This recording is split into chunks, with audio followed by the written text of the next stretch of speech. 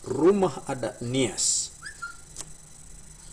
Banyak peneliti setuju bahwa rumah-rumah tradisional Nias termasuk di antara contoh-contoh terbaik dari arsitektur vernakular di Asia.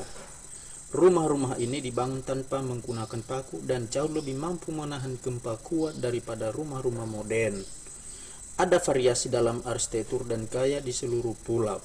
Rumah Nias ditinggikan dari tanah dan dibangun untuk pertahanan karena orang-orang Nias dulu tinggal dalam peperangan abadi. Banyak arsitek dan antropolog dari seluruh dunia telah mengunjungi Nias untuk mempelajari gaya bangunan unik rumah adat ini. Banyak orang tua Nias dilahirkan di rumah-rumah seperti ini, tetapi karena biaya dan usaha untuk mempertahankan rumah tradisional ini menjadikan mereka semakin langka.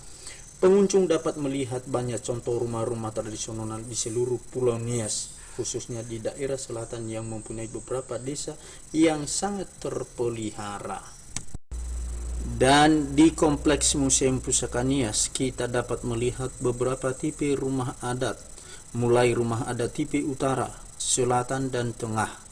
Uniknya lagi, rumah adat ini selain sebagai pameran yang bisa dilihat pengunjung, juga bisa tinggal dan tidur menikmati sejuknya rumah ini.